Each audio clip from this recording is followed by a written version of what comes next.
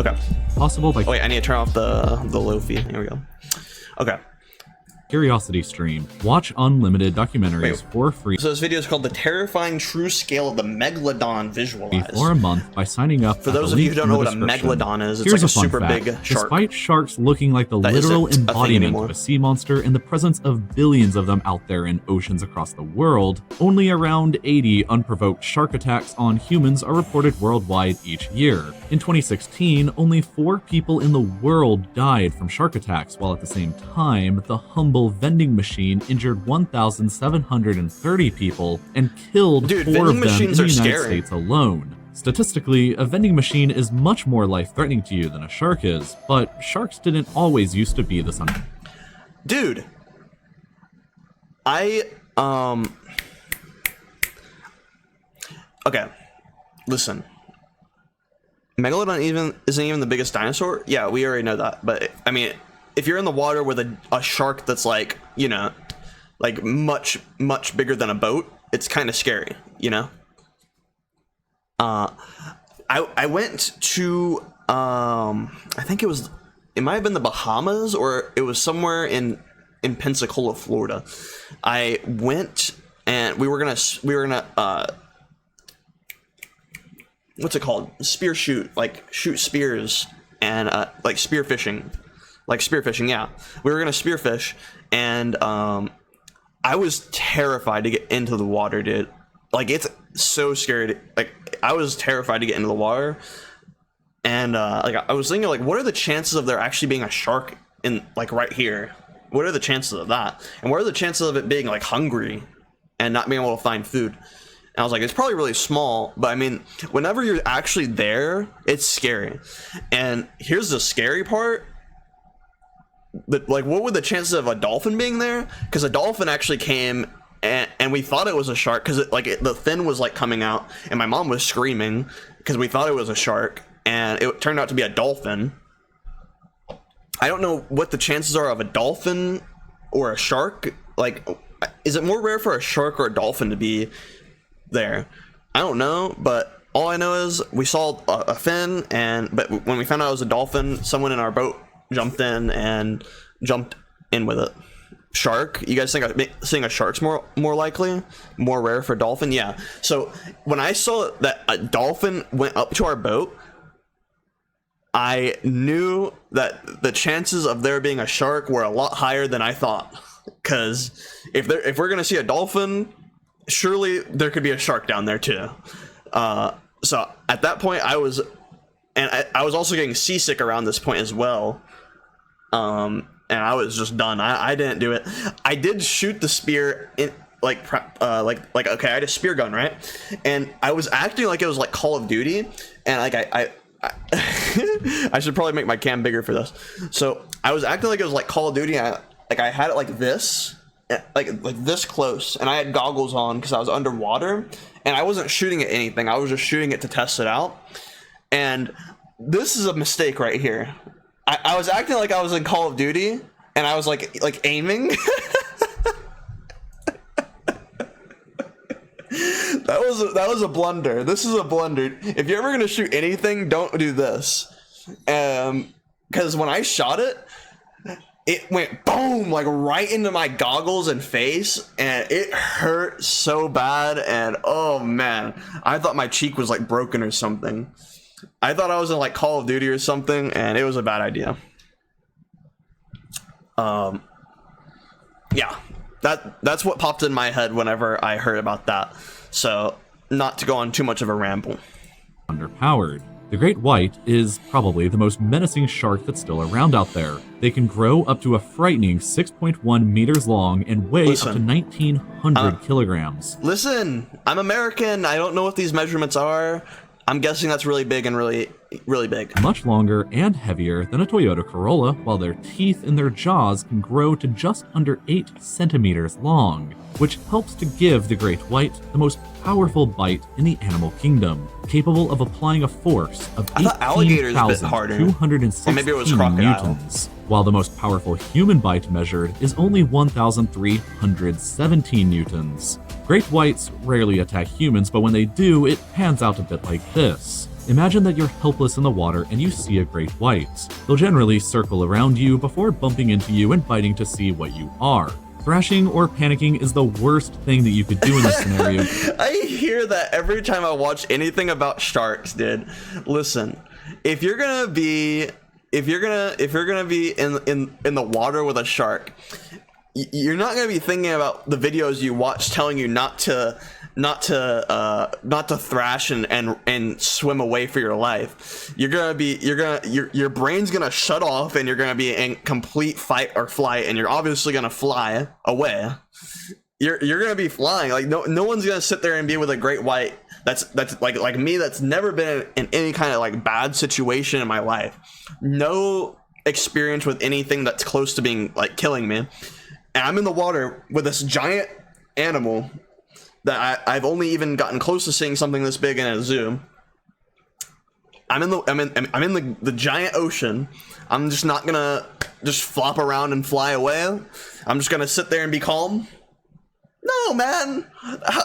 Just be calm, lol. Just be calm. Because that could lead the shark into mistaking you for prey, and they'll continue attacking and eating you. As fearsome as the great white is, however, it's basically an extremely nerfed version of its close relative that existed over 2 million years ago in the same oceans, the Megalodon. Megalodon probably looked very similar to the great white, only it was a lot spookier because it grew to be more like 18 meters long and could weigh up to 59. Justin, you said 1 meter is 3 feet, right?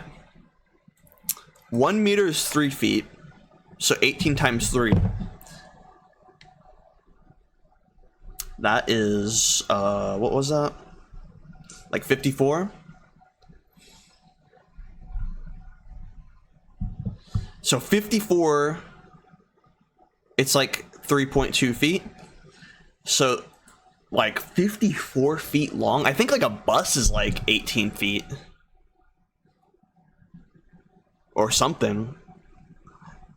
I remember seeing something like buses like compared to a megalodon, and it was like multiple buses. Can you imagine being in the water with a shark that's like big as multiple buses?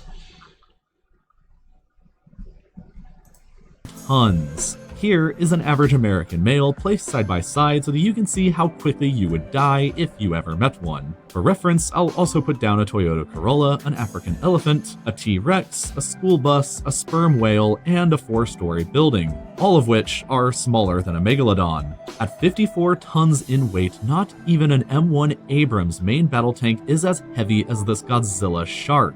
But that's not the only reason why Megalodon was so terrifying. The blue whale, for example, is a lot bigger and it's still around today, but it's not nearly as scary. Megalodon has something that the blue whale doesn't though: big teeth and huge jaws. Take your hand out and look at it. The average length of an American male's hand from the tip of the middle finger down to the base of the wrist is 18.9 centimeters. Okay. The length of some Megalodon teeth that have been discovered were 18.4 centimeters long. So imagine a dagger as long as that cutting into you. But then you need to realize that Megalodon had over 250 of those dagger-sized teeth, and they were located across 5 separate rows inside of their jaws, which could open to be over 2 meters across, large enough to swallow Dwayne "The Rock" Johnson whole in one bite. The bite force of these gargantuan jaws has been estimated to be around 180,000 newtons, which is enough to actually crush a Toyota Corolla inside of them if you were unlucky enough to somehow end up in that situation. A scuba diver unprotected would experience a nightmare, a storm of dagger teeth inside of jaws that would swallow you whole in one bite. And you wouldn't really be able to swim away from it either, because despite weighing more than a tank, the Megalodon could probably swim up to 11 miles per hour, faster than even Michael Phelps' top swimming speed of 6 miles per hour. Fossils of Megalodon have been discovered in oceans and beaches all across the world, so it likely had a pretty similar range as the great white does today, which means that, basically, nobody would be safe watching this video if it was still around, except for the British apparently, whose food is so terrible that not even sharks will bother with it. Megalodon existed as recently as 2.6 million years ago, and despite what countless clickbait videos on YouTube will have you believe, you're telling me no, this god-tier shark got killed by an asteroid today, no matter what they say. But she I watched a video about this. I watched a video about why if the Megalodon is still here or anything, like, because some people think that's like living in like the Mariana Trench, but the reason that sharks and stuff aren't as big today is, wait, it's actually a good point. I forgot. I thought it was something to do with like the food isn't as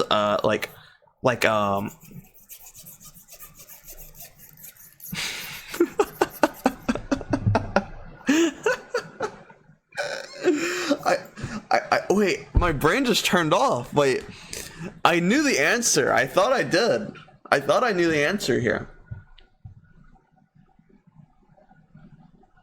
Wait.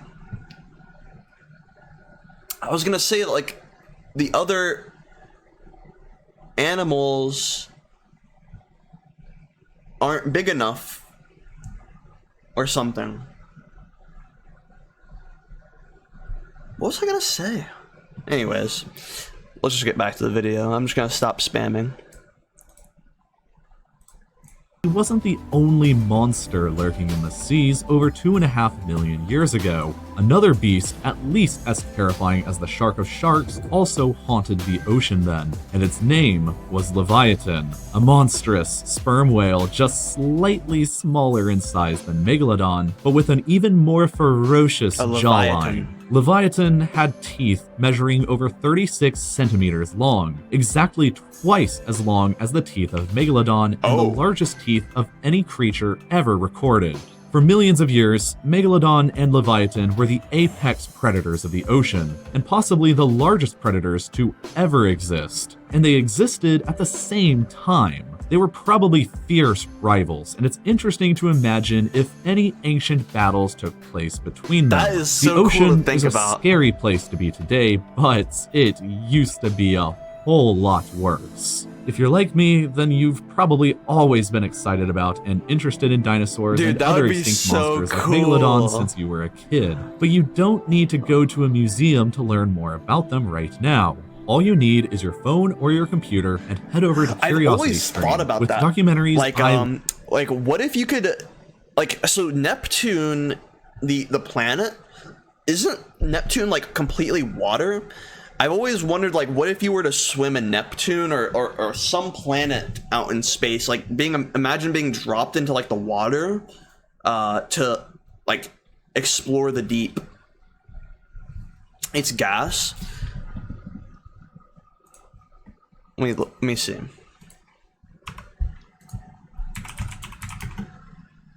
Is Neptune gas? The first layer of Neptune is an icy atmosphere.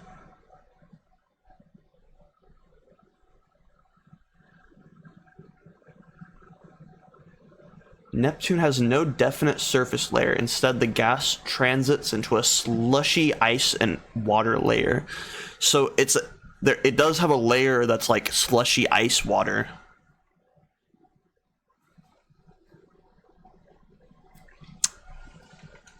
So I always thought about like what that would be like.